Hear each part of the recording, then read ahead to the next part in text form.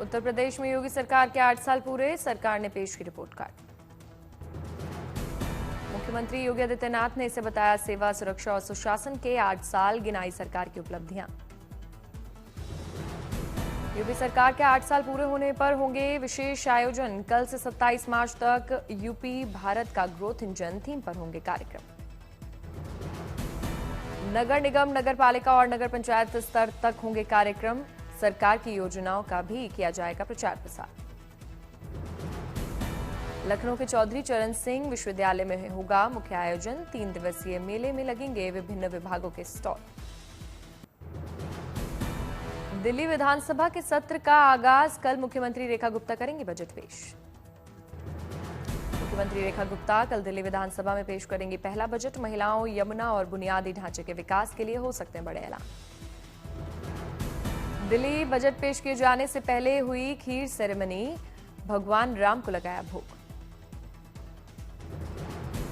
आम आदमी पार्टी विधायक दिल्ली विधानसभा के बाहर किया विरोध प्रदर्शन। महिला लाभार्थियों को 2500 रुपए प्रति महीने कब मिलने को लेकर पूछे सवाल।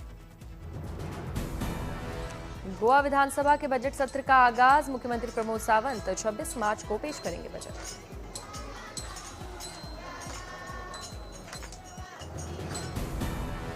नोटकांड को लेकर सीजेआई ने लिया बड़ा एक्शन। जस्टिस यशवंत वर्मा से न्यायिक कार्य वापस लिया गया।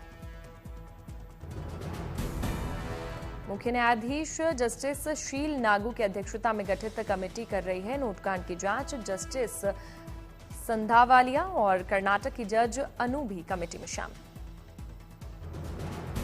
नागपुर हिंसा के मास्टरमाइंड फहीम खान के खिलाफ एक्शन का प्रशासन का एक्शन, घर पर चला बुलडोजर। नागपुर के संजय बाग कॉलोनी फहीम का घर, कई हिस्सों को घोषित किया गया अवैध।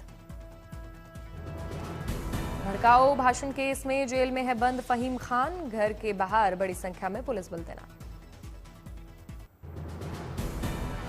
कॉमेडियन कुणाल कामरा के खिलाफ शिकायत दर्ज हुई। एकनाथ शिंदे पर अभद्र टिप्पणी का मामला। कॉमेडियन कुणाल कामरा के एकनाथ शिंदे पर टिप्पणी से मचे बवाल को लेकर प्रशासन अलर्ट। होटल और स्टूडियो में बढ़ाई गई सुरक्षा व्यवस्था। कुणाल कामरा तोड़फोड़ मामले पर खार पुलिस का एक्शन। शिवसेना के युवा सेना महासचिव राहुल कनाल को हिरासत में लिया गया।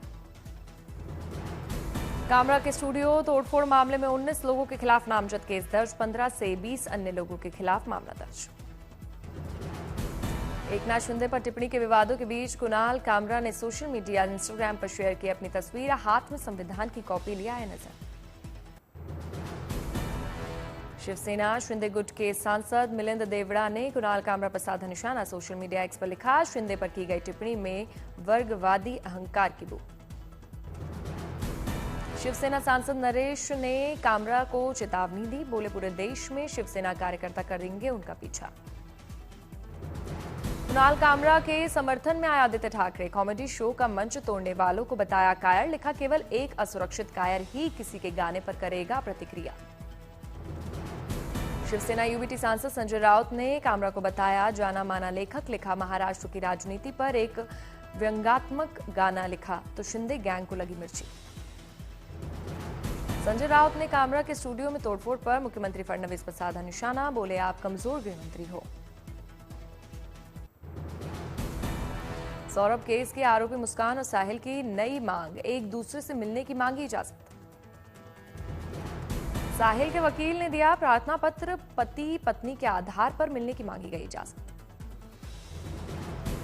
जेल प्रशासन ने दोनों से मांगा विवाह का प्रमाण पत्र। कहा, सर्टिफिकेट मिलने के बाद होगी जेल मैनुअल के हिसाब से कार्रवाई। जेल में मुस्कान और साहिल की स्थिति बेहतर। दोनों की लगातार की जा रही है काउंसलिंग। डॉक्टर लगातार कर रहे हैं निगरानी। मुस्कान के माता पिता ने सौरभ के परिवार की ओर से लगाए गए सभी आरोपों को बताया गलत। कहा, उनका इस पूरे मामले में कोई भी लेना देना नहीं। संभल में जफर अली की गिरफ्तारी के बाद बढ़ाई गई सुरक्षा व्यवस्था। एसपी और सीओ ने पुलिस और पीएसी के जवानों के साथ कई इलाकों में की गश्त। संभल के हिंसा वाले इलाके तक पुलिस का बड़ा फ्लैग मार्च। सोशल मीडिया पर भी पुलिस की पैनी नजर। जामा मस्जिद के सदर जफर अली की गिरफ्तारी पर एसपी के बिश्नोई का बड़ा एक्शन, बड़ा बयान सामने आया। कहा, सर्वे के दौरान भीड़ इकट्ठा करके सर्वे में डाली गई थी बाधा। 2 दिन की न्यायिक हिरासत में भेजे गए हैं एडवोकेट जफर। आपराधिक साजिश की धाराओं में दर्ज किया गया है मुकदमा। सांसद जियाउर रहमान बर्ग को भी पूछताछ के लिए जल्द नोटिस देगी पुलिस। एसपी बोले, विवेचक के द्वारा की जाएगी विधिक कार्यवाही। जम्मू कश्मीर के कठुआ में लगातार दूसरे दिन ऑपरेशन जारी। सुरक्षा बलों ने इलाके को चारों तरफ से घेरा। हीरानगर के सानियाल इलाके में सेना का सर्च ऑपरेशन जारी। इलाके में 5 आतंकियों की तलाश। सांगला गांव में सेना की रोमियो फोर्स को बड़ी सफलता मिली। भारी मात्रा में हथियार, गोला बारूद और नशीले पदार्थ बरामद किए। कुपवाड़ा जिले में 17 मार्च को हुई थी आतंकवादियों और सुरक्षा बलों के बीच मुठभेड़। एक पाकिस्तानी आतंकी हुआ था ढेर। जम्मू कश्मीर के कठुआ में शहीद दिवस पर शहीद भगत सिंह, राजगुरु और सुखदेव को दी गई श्रद्धांजलि। समारोह में उप मुख्यमंत्री सुरेंद्र चौधरी ने लिया हिस्सा। दिल्ली की मुख्यमंत्री रेखा गुप्ता शहीदी दिवस कार्यक्रम में शामिल हुई। सरकार द्वारा आयोजित कार्यक्रम में मुख्यमंत्री ने देश सेवा का संदेश दिया। महाराष्ट्र के मुख्यमंत्री फडणवीस ने पानी फाउंडेशन द्वारा आयोजित सत्यमेव जयते किसान कप पुरस्कार में शामिल हुए मुख्यमंत्री ने विजेताओं को सम्मानित किया। अभिनेता आमिर खान ने की थी पानी फाउंडेशन की स्थापना। महाराष्ट्र में जल संरक्षण और प्रबंधन को लेकर किसानों के बीच काम करता है संगठन। जम्मू में तवी फिल्मोत्सव का शुभारंभ हुआ। उपराज्यपाल मनोज सिन्हा ने कहा, बॉलीवुड की दिलचस्पी फिर से जम्मू कश्मीर में बढ़ी है। पिछले 5 सालों में 350 से ज्यादा फिल्मों और वेब सीरीज की शूटिंग हुई। जम्मू में हुई इफ्तार पार्टी में जम्मू कश्मीर के सियासी दिग्गज एक साथ नजर आए। पीडीपी चीफ महबूबा मुफ्ती द्वारा आयोजित इफ्तार पार्टी में फारूक अब्दुल्ला और सीएम उमर अब्दुल्ला शामिल हुए।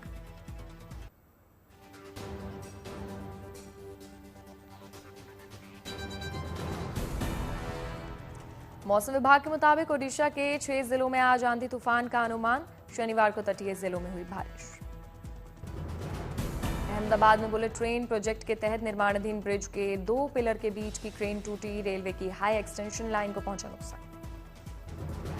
उत्तर प्रदेश के सहारनपुर में निर्माणाधीन दिल्ली देहरादून एक्सप्रेसवे की साइट पर पिलर गिरने से हादसा हुआ। राहत और बचाव कार्य में जुटा प्रशासन।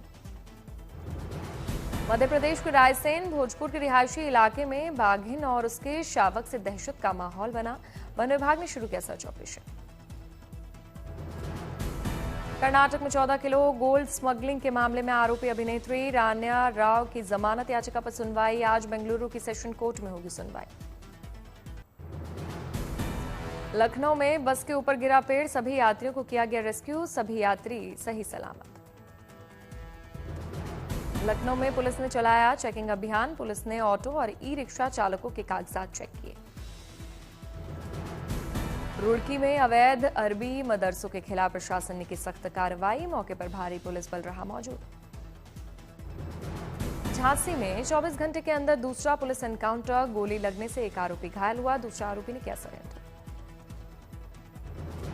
झज्जर में पुलिस को मिली बड़ी कामयाबी। पुलिस ने पत्नी और बच्चे की हत्या करने वाले आरोपी को गिरफ्तार किया।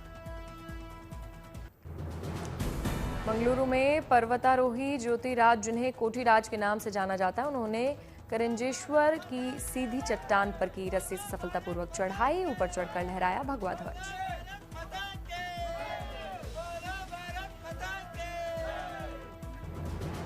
पुदुकोट्टई में जल्लीकट्टू का हुआ आयोजन। बैल पर काबू पाने का प्रयास करते दिखे खिलाड़ी। बड़ी संख्या में खेल देखने के लिए जुटे दर्शक।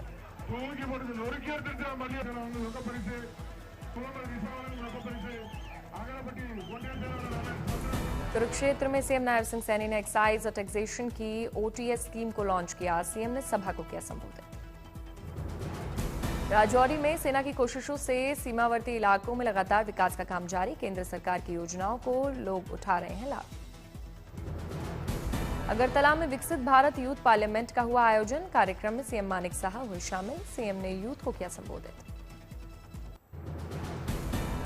लालू यादव ने मोतिहारी में लोगों से की तेजस्वी को सीएम बनाने की अपील। जेडीयू नेता नीरज कुमार ने लालू के बयान पर किया पलटवार। कहा, तेजस्वी को बिहार के युवा नहीं बनने देंगे सीएम।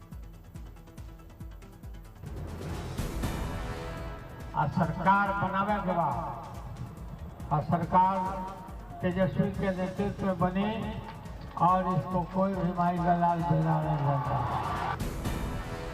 आरा में बीजेपी के पूर्व केंद्रीय मंत्री ने शराबबंदी खत्म करने की मांग की। कहा, पुलिस वाले बेच रहे शराब, बिगड़ रहे हैं युवा। चंदौली में अखिलेश यादव पर मंत्री अनिल राजभर ने हमला बोला। कहा, अखिलेश सरकार ने गाजी की सजवाई थी मजार, औरंगजेब का महिला मंडन करने वालों के खिलाफ हो कार्रवाई। डिप्टी सीएम केशव प्रसाद मौर्य ने लोनी विधायक नंदकिशोर गुर्जर का किया समर्थन। कहा, दोषियों के खिलाफ होगी कार्रवाई। वृंदावन में रंगजी मंदिर से निकली भगवान गोडा रंगमन्नार की रथ यात्रा में बड़ी संख्या में शामिल हुए श्रद्धालु।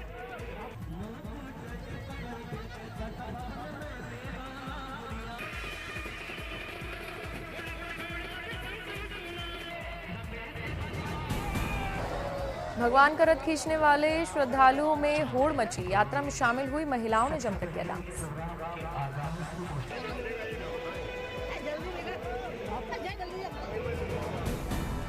आगरा में मिस यूनिवर्स ने किए ताजमहल का दीदार। साथ में मिस यूनिवर्स इंडिया रिया सिंघा भी मौजूद रहीं। कड़ी सुरक्षा के बीच देखा ताजमहल। भुवनेश्वर में 11वें कलिंगा लिटरेरी फेस्टिवल का आयोजन हुआ। कार्यक्रम में शामिल हुए डिप्टी सीएम अरुण साव। दिल्ली में JK tyre constitution club of India ने कार रैली का आयोजन किया। रैली में कांग्रेस नेता राजीव शुक्ला मौजूद हुए।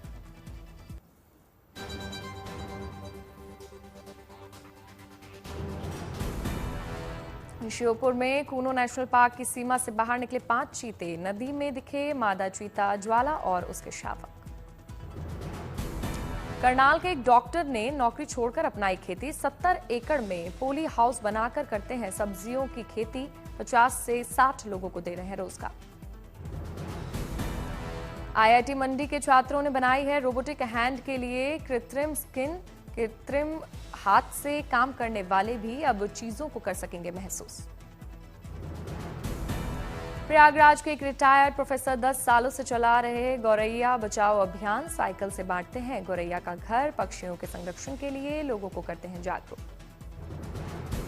कोटा में रिहायशी इलाके में घुसा विशाल मगरमच्छ। नाले में छुपा था मगरमच्छ। कड़ी मशक्कत के बाद मगरमच्छ को जाल में पकड़कर निकाला गया बाहर। इमरान हाशमी की फिल्म ग्राउंड जीरो की पहली झलक सामने आई। सलमान खान की फिल्म सिकंदर के साथ थिएटर में देखने को मिलेगी। ये फिल्म 25 अप्रैल को सिनेमाघरों में दस्तक देगी। सलमान खान की फिल्म सिकंदर का ट्रेलर आया सामने। फिल्म 30 मार्च को बॉक्स ऑफिस पर होगी रिलीज। जॉन अब्राहम की फिल्म द डिप्लोमैट ने 10 दिनों में 25 करोड़ का आंकड़ा पार किया। फिल्म 14 मार्च को सिनेमाघरों में हुई थी रिलीज। दुनिया भर में फिल्म ने कमाए 31.50 करोड़ रुपए।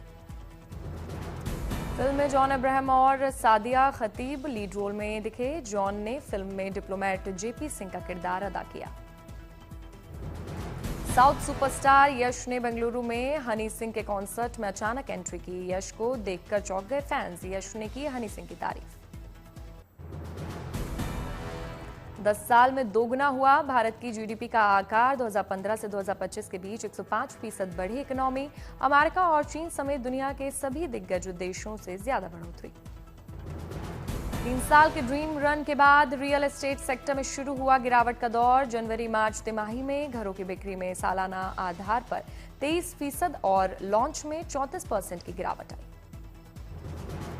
पीएलआई स्कीम के तहत अब तक 11.5 लाख नौकरियां मिली। योजना के जरिए 1.61 लाख करोड़ का निवेश हुआ और 14 लाख करोड़ का उत्पादन हुआ। अगले 5 साल में दुनिया के व्यापार में भारत की वजह से 6% की बढ़ोतरी होने का अनुमान। चीन 12% के साथ पहले नंबर पर और अमेरिका 10% के साथ दूसरे नंबर पर रहेगा। राजस्थान के शाहजहांपुर में NH 48 पर बना टोल प्लाजा हर साल 378 करोड़ रुपए कमाई के साथ बना नंबर 1। देश में 14 टोल प्लाजा की सालाना कमाई 200 करोड़ रुपए से ज्यादा। सरकार टेलीकॉम कंपनियों का करोड़ों रुपए का स्पेक्ट्रम यूसेज चार्ज माफ कर सकती है। दरअसल एयरटेल और जियो के साथ ही इस कदम से सबसे ज्यादा फायदा कर्ज में डूबी वोडाफोन आइडिया को मिलेगा। ग्लोबल वैल्यू चेन में भारत की हिस्सेदारी बढ़ाने के लिए नीति आयोग ने मैन्युफैक्चरिंग को बढ़ावा देने की सिफारिश की। इससे नए रोजगार मिलने के अलावा दुनिया में भारत का दबदबा बढ़ेगा।